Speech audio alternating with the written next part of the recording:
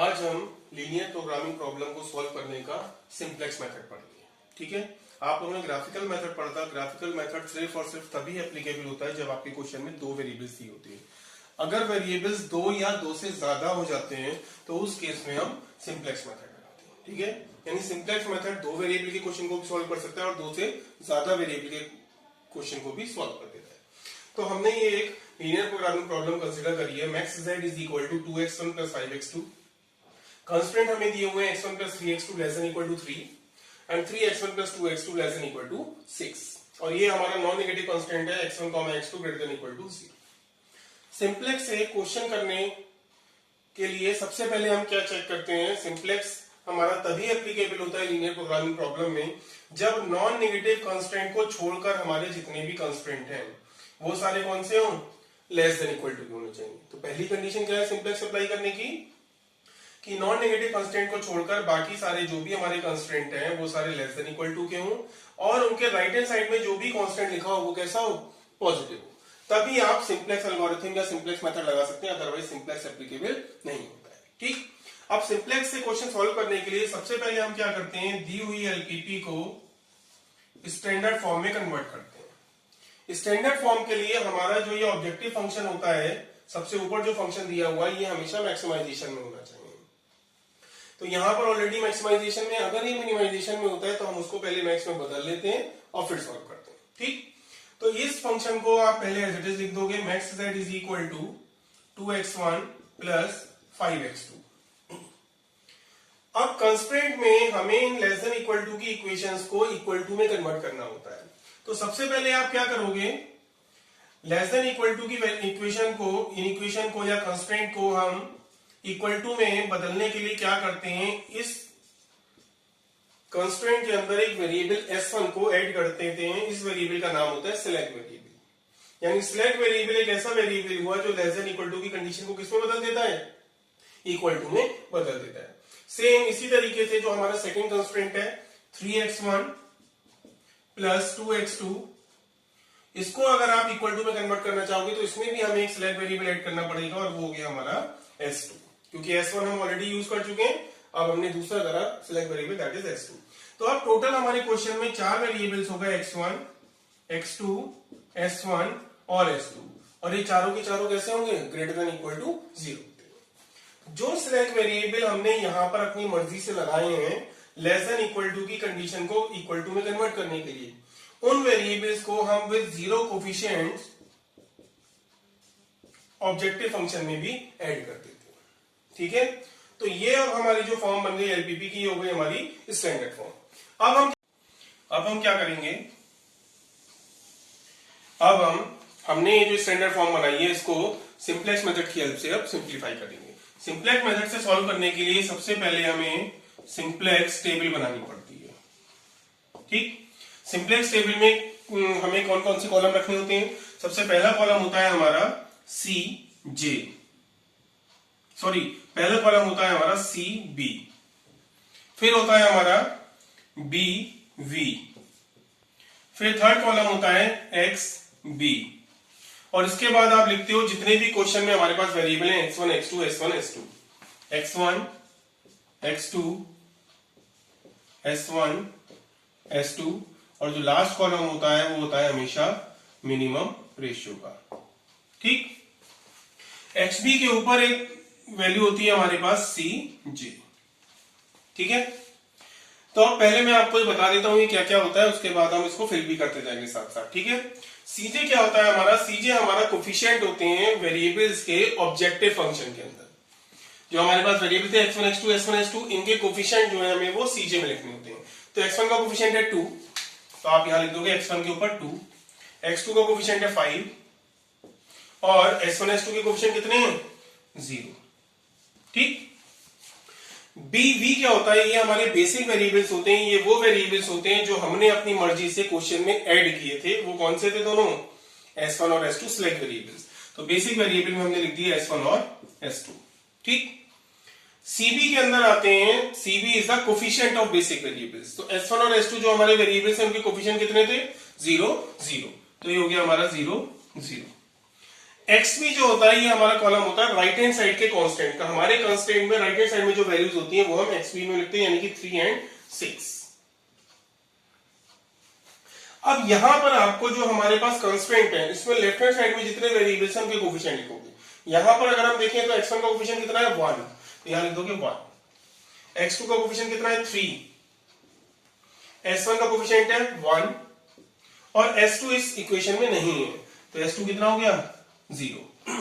इसी तरीके से सेकंड इक्वेशन के लिए लिखिए x1 का कोफिशिएंट 3, x2 का कोफिशिएंट 2, s1 यहां पर है नहीं तो हो गया 0 और s2 का कोफिशिएंट कितना हो गया 1 हो गया। ठीक, यहां पर xb के नीचे होता है हमारा डेल्टा j, जिसको हम बोलते हैं नेट इवैल्यूएशन, जिसकी हेल्प से हमें ये पता चलता है, हमें एक्चुअली सिंपलेक्स टेबल में करना क्या होता है, आपने एक टेबल बनाई, फिर उसके बाद अगली टेबल बनाकर सोल्यूशन को इंप्रूव करा, फिर अगली टेबल बनाकर सोल्यूशन को इंप्रूव करा, तो हमें स्टॉप क्या करना होता है। तो ये जो डेल्टा j यानी कि नेट इवैल्यूएशन होता है, ये हमें ये बताता है कि अब हमारा ऑप्टिमम सोल्यूशन आ चुका है, अब हमें क्वेश्चन को आगे सॉल्व नहीं करना है। ये डेल्टा j को कैलकुलेट करने का फॉर्मूला क्या होता है, इसका फॉर्मूला ये होता है कि आपको cj में से माइनस करना होता है किसको, cb और xj को मल्टीप्लाई करके। यानी कि हमें जिस वेरिएबल का डेल्टा j निकालना है उस वेरिएबल के जो कोफिशिएंट्स हैं उनको cb से मल्टीप्लाई करो, जो भी रिजल्ट आए उसे cj में से माइनस कर दीजिए। तो अगर मैं इन दोनों को cb के करस्पॉन्डिंग वैल्यू से मल्टीप्लाई कराऊंगा तो 1 इंटू 0 0, 3 इंटू 0 0, टोटल 0, और उसको जब हम 2 में से माइनस करेंगे तो क्या मिलेगा 2 मिल जाएगा।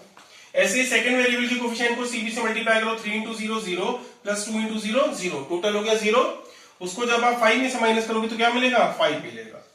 सेम इसी तरीके से 1 इंटू 0 0, 0 इंटू 0 0, टोटल 0, उसे 0 में से माइनस किया तो क्या मिला 0। अगेन 0 इंटू 0 0, 1 इंटू 0 0, टोटल 0, उसे 0 में से माइनस किया तो क्या मिलेगा 0 मिलेगा। तो सिंप्लेक्स में अगर आप टाइम बचाना चाहते हैं तो उसके लिए क्या होता है, आप पहली बार में जो भी सीजे में वैल्यूज लिखी हैं वही सेम लिख दीजिए, क्योंकि सिंप्लेक्स की टेबल में जो फर्स्ट टाइम में आपके यहाँ पर वेरिएबल्स लिखे होते हैं उनके कोफिशिएंट हमेशा 0 होते हैं फर्स्ट टेबल में, इसलिए जो ऊपर वैल्यूज आती है वही एज इट इज हमें यहाँ पर आ जाती है सॉल्व करके। ठीक, अब हमें क्या करना होता है, सबसे पहले हमें इसमें एक इनकमिंग वेक्टर और एक आउटगोइंग वेक्टर निकालना होता है। तो डेल्टा j हमें हेल्प करता है इनकमिंग वेक्टर निकालने के लिए। डेल्टा j में जो भी वैल्यू मोस्ट पॉजिटिव होती है यानी कि 5, आप उस वेरिएबल के कॉलम को सेलेक्ट कर लेते हैं। जो भी वेरिएबल हमारी डेल्टा j में मोस्ट पॉजिटिव वैल्यू होती है, सबसे बड़ी वैल्यू, उसके कॉलम को हम सेलेक्ट करते हैं। ठीक, अब इस कॉलम की हेल्प से आपको मिनिमम रेशियो की वैल्यू कैलकुलेट करनी पड़ती है। मिनिमम रेशियो का फॉर्मूला होता है xb upon xj, xb upon xj। ठीक, यानी xb वाले कॉलम को आप उस वेरिएबल के कॉलम से डिवाइड करते हो जो सेलेक्ट हुआ है। इसका मतलब xb को x2 से डिवाइड करो, 3 अपॉन 3 1 और 6 अपॉन 2 इज 3। हमें कौन सा रेशियो चाहिए दोनों में से, मिनिमम रेशियो, तो दोनों में से मिनिमम वैल्यू है हमारी 1, तो जो भी मिनिमम वैल्यू होती है हम उस वैल्यू की रो को सेलेक्ट कर लेते हैं। तो हमने इस रो को सेलेक्ट कर दिया, यानी डेल्टा j में से जो मैक्सिमम वैल्यू है उसको सेलेक्ट करा और मिनिमम रेशियो में से जो मिनिमम वैल्यू है उसकी रो को हमने सेलेक्ट कर दिया। तो ये जो हमारा कॉलम सेलेक्ट हुआ है यानी कि x2 वेरिएबल, ये कहलाता है इनकमिंग वेक्टर, और रो किसकी सेलेक्ट हुई है s1 की, ये हमारा कहलाता है आउटगोइंग वेक्टर। और ये रो और ये कॉलम जहां पर एक दूसरे को इंटरसेक्ट करते हैं वो एलिमेंट हमारा कहलाता है की एलिमेंट। इसी की हेल्प से आप अगली पूरी टेबल को कैलकुलेट करते हो, इसलिए हम इसको की एलिमेंट बोलते हैं। अब अगली टेबल कैसे बनती है, नेक्स्ट टेबल। अभी आपको बताया था जिस वेरिएबल की रो सेलेक्ट होती है वो कहलाता है आउटगोइंग, यानी बेसिक वेरिएबल में से s1 जो होगा वो वेरिएबल यहां से बाहर चला जाएगा। ठीक, और जिसका कॉलम सेलेक्ट होता है वो होता है इनकमिंग वेक्टर, यानी कि जो x2 वेरिएबल है वो इनकमिंग है, यानी s1 बाहर जाएगा और x2 उसकी जगह को ले लेगा, वो बेसिक वेरिएबल के कॉलम में आ जाएगा। तो अब हमारा जो बेसिक वेरिएबल का कॉलम होगा उसमें से s1 हटा के x2 आ जाएगा, तो ये क्या बन गया x2, और s2 हमारा एज इट इज रहेगा, इसमें कोई भी चेंज नहीं होता है। यहां पर आप इन दोनों वेरिएबल्स के कोफिशिएंट लिखते हो, तो x2 का कोफिशिएंट कितना है 5 और s2 का कोफिशिएंट कितना है 0। ठीक, डेल्टा j हमारा एज इट इज रहेगा यहीं पर। अब सारी कैलकुलेशन आपको की एलिमेंट की हेल्प से करनी होती है। की एलिमेंट को हमेशा आपको 1 बनाना होता है। इस केस में आप देखेंगे कितना है 3 है। तो 3 को 1 बनाने के लिए आप क्या करोगे, आप इस पूरी रो को 3 से डिवाइड कर दोगे तो ये एलिमेंट कितना बन जाएगा 1। तो हमने पूरी रो को 3 से डिवाइड कर दिया, तो ये हो गया 3/3 1, ये हो गया 1/3, ये हो गया 1, ये हो गया 1/3 और ये क्या हो गया 0। ठीक, की एलिमेंट के कॉलम में जितने भी एलिमेंट होते हैं वो सारे के सारे 0 बनाने होते हैं। तो हम क्या करेंगे, हमने की कॉलम के सारे एलिमेंट कैसे बना दिए, 0 बना दिए। आप इनको ऑपरेशन करने के बाद यानी कि रो ऑपरेशंस परफॉर्म करने के बाद भी 0 बना सकते हो, और क्योंकि ये सॉल्व करके 0 ही आएगा तो आप डायरेक्टली भी 0 लिख सकते हो। उसके बाद हमें कैलकुलेशन और कम करने के लिए एक और कंडीशन होती है। हम क्या चेक करते हैं, अगर हमारी सिलेक्टेड रो और सिलेक्टेड कॉलम में कहीं 0 है तो हम अपनी कैलकुलेशंस को और कम कर सकते हैं। तो यहां पर आप देखोगे कि जो सिलेक्टेड रो है वो उसमें एक जगह पर 0 है। अगर रो में 0 होता है तो आप उसका पूरा column same as it is लिख देते हैं, क्योंकि कैलकुलेशन करने के बाद भी उसकी वैल्यूज में कोई भी चेंज नहीं आएगा। ठीक, अगर यही 0 सिलेक्टेड कॉलम में कहीं होता तो आप उसकी पूरी रो की सारी वैल्यूज एज इट इज लिख देते, उनमें कोई चेंज नहीं आता। ठीक, अब बाकी सारी कैलकुलेशंस हमें करनी पड़ती हैं। उसका तरीका क्या होता है, अगर हमें यहां पर एलिमेंट चाहिए तो आप देखोगे कि यहां पर पिछले टेबल में क्या एलिमेंट लिखा था, वो था 6। ठीक, यहां लिखा हमने रफ में, उसमें से माइनस किया क्या, उसके सामने सिलेक्टेड रो और उसके सामने सिलेक्टेड कॉलम में जो दोनों एलिमेंट्स हैं उनकी आपस में करनी पड़ती है मल्टीप्लाई, और उस मल्टीप्लीकेशन को डिवाइड करते हो किससे, की एलिमेंट से, और जो कितना है इसमें 3। तो अब अगर इसको सॉल्व करेंगे तो 3 से 3 कैंसिल हो जाएगा, 6 - 2 कितना हो गया 4। जो भी रिजल्ट आता है वो हमें यहां पर लिखना होता है। मैं एक बार फिर से आपको ये बताता हूं, अगर हमें यहां पर एलिमेंट चाहिए तो यहां पर पहले देखिए क्या लिखा है 3, वो लिखा, उसमें से सब्ट्रैक्ट करो, उसके सामने सिलेक्टेड रो और सिलेक्टेड कॉलम में जो दोनों एलिमेंट है उनको मल्टीप्लाई करो 1 × 2, और उसको की एलिमेंट यानी कि इस बार कितना है 3, उससे डिवाइड कर दो। जब आप इसको एलसीएम लेके सिंप्लीफाई करोगे तो ये कितना आ जाएगा 7/3, 3 3 से 9, 9 में से 2 जाएगा 7/3 मिलेगा। इसी तरीके से यहां पर एलिमेंट चाहिए तो सारी कैलकुलेशन जितनी पोजीशन बचती है हम इसी तरीके से करते हैं। यहां पर आपको एलिमेंट चाहिए तो क्या हो जाएगा 2 - 1 × 5/3, 2 - 5/3 मिलेगा हमें, जो कितना बन जाएगा सॉल्व करके 1/3। यहां पर अगर हम बात करें तो क्या मिलेगा 0 माइनस, उसके सामने रो और कॉलम में 1 × 2 है तो 0 - 1 × 2/3। जब आप सिंप्लीफाई करोगे तो क्या मिल जाएगा माइनस का 2/3। इसी तरीके से यहां पर अगर आप सॉल्व करोगे तो 0 इस पोजीशन के लिए 0 माइनस, इसके सामने रो और कॉलम में 1 और 5 है तो 0 × 1 × 5 अपॉन की एलिमेंट यानी कि 3। तो सॉल्व करके क्या मिलेगा माइनस का 5/3। अब हमारा ये जो डेल्टा जे है ये हमें ये बताता है कि अब हमारा ऑप्टिमम सॉल्यूशन आया या नहीं आया। तो डेल्टा जे अगर हमारे सारी वैल्यूज 0 नेगेटिव हो जाती है यानी कि all delta J's should be less than equal to 0, अगर सारे delta J less than equal to 0 हो गए तो हमें ऑप्टिमिलिटी मिल जाती है।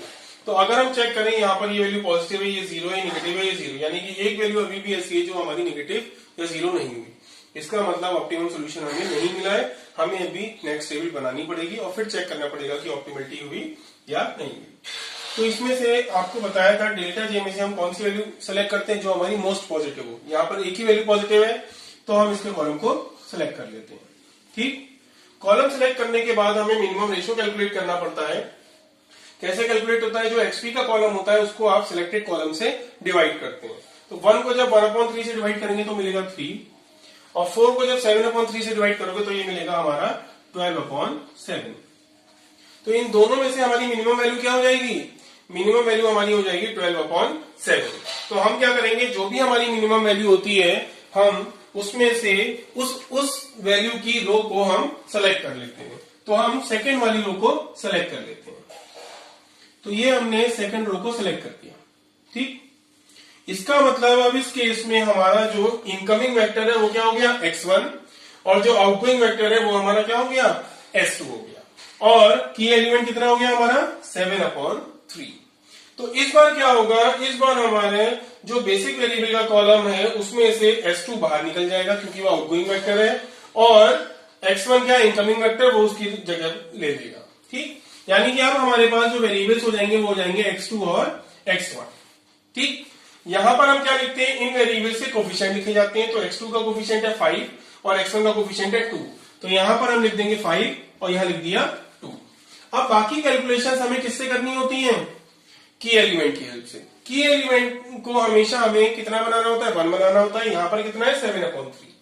7/3 को 1 बनाने के लिए क्या करोगे आप, 3/7 से मल्टीप्लाई करोगे। तो हम इस सेकेंड रो को 3/7 से मल्टीप्लाई करके लिखेंगे।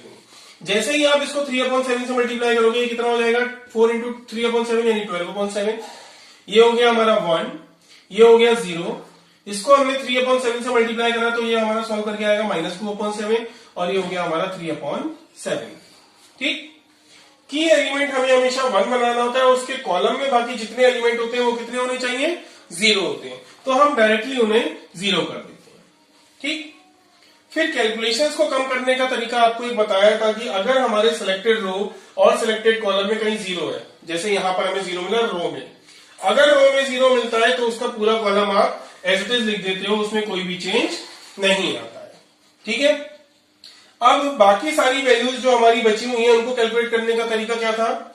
यहां पर अगर आप देखोगे तो यहां पर पहले क्या लिखा था, 1, तो 1 माइनस उसके सामने सिलेक्टेड कॉलम और सिलेक्टेड रो में जो दोनों वैल्यूज है उनकी मल्टीप्लाई करो तो 1/3 और 4 हो गया आपका 4/3 और उसको डिवाइड करते हैं किससे, की एलिमेंट से, यानी कि 7/3 से।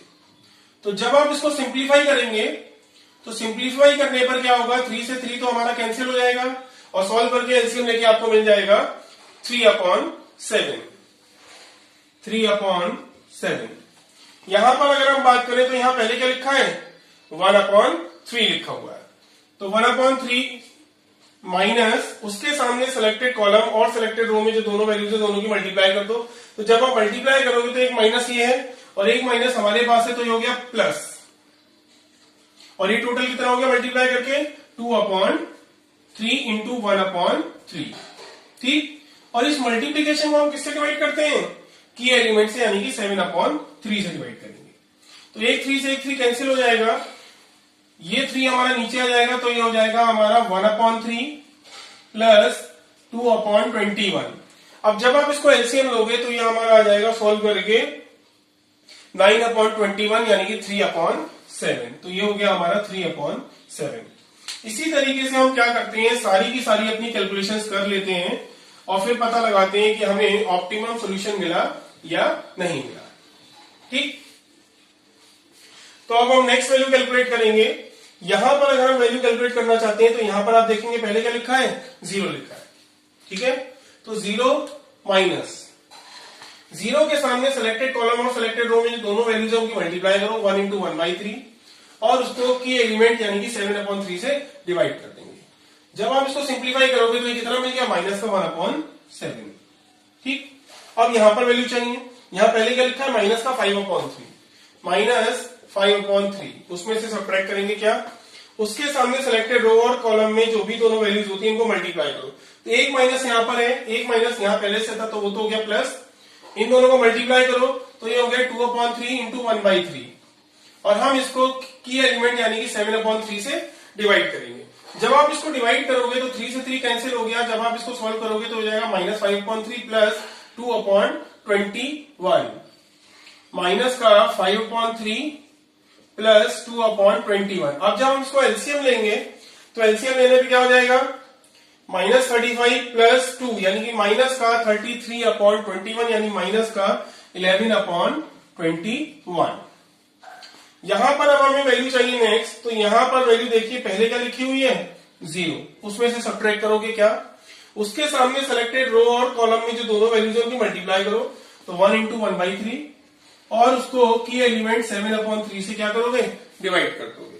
जब आप इसको सिंप्लीफाई करोगे तो सॉल्व करके हमें मिल जाएगा माइनस का 1/7। तो हम ये जो सारी कैलकुलेशंस करते हैं ये सारी कैलकुलेशंस होती है हमारी रफ में। ठीक है, तो इसलिए ये आपको कैलकुलेशन सारी रफ में कर ही सीधे वैल्यूज अपनी टेबल में लिखनी पड़ेंगी, अदरवाइज बहुत कंफ्यूजन होगा कि आपने किसकी कैलकुलेशन कर रखी है। तो ये सारी कैलकुलेशंस को हमेशा रफ में करिए और जो भी आंसर आता जाए वो आप टेबल में फिट करते जाइए। अब इस टेबल में आप देखोगे हमारी कंडीशन क्या होती है डेल्टा जे की, कि सारे के सारे डेल्टा जे या तो जीरो हो जाए या फिर नेगेटिव हो जाए। तो ये भी जीरो है, ये भी जीरो, ये नेगेटिव, ये नेगेटिव। इसका मतलब सारे के सारे डेल्टा जे हमारे less than equal to zero हो गए, यानी कि इंप्लाइज दैट ऑप्टिमलिटी होल्ड हो गई। ऑप्टिमलिटी होल्ड हो गई, यानी कि अब हमारा सोल्यूशन और इंप्रूव नहीं होगा, अब हमें यहां से अपना आंसर मिल जाएगा। अब आंसर निकालने के लिए आंसर कहां लिखा होता है हमारा, इन पोजीशन पर लिखा होता है। ये हमें बताते हैं कि हमारे वेरिएबल्स की वैल्यू क्या है, वो आपको इस पोजीशन से मिल जाती है। यहां से आप देखोगे x1 की वैल्यू कितनी हो गई 12/7 और x2 की वैल्यू हो गई हमारी 3/7, यानी कि हमारा जो सोल्यूशन हो गया वो हो गया x1 is equal to 12/7 and x2 is equal to 3/7। ये दोनों वैल्यूज आप क्या करोगे, आप दिए हुए क्वेश्चन के ऑब्जेक्टिव फंक्शन में रख दोगे तो आपको z की मैक्सिमम वैल्यू मिल जाएगी। तो हमारा जो मैक्स z हुआ वो कितना हो जाएगा, आप x1 की जगह पर रखोगे 12/7 तो ये हो जाएगा 24/7 और x2 की जगह पर रखोगे आप 3/7 तो हो जाएगा 15/7। जब आप एलसीएम लेके सॉल्व करोगे तो कितना आ जाएगा टोटल 39/7। तो ये हमारा जो सोल्यूशन आया, ये हमारा इस दी हुई लीनियर प्रोग्रामिंग प्रॉब्लम का सोल्यूशन है। किसकी हेल्प से, सिंप्लेक्स मेथड की हेल्प से। तो इस तरीके से हम सिंप्लेक्स से अपने किसी भी एलपीपी को सॉल्व कर सकते हैं। Thank you.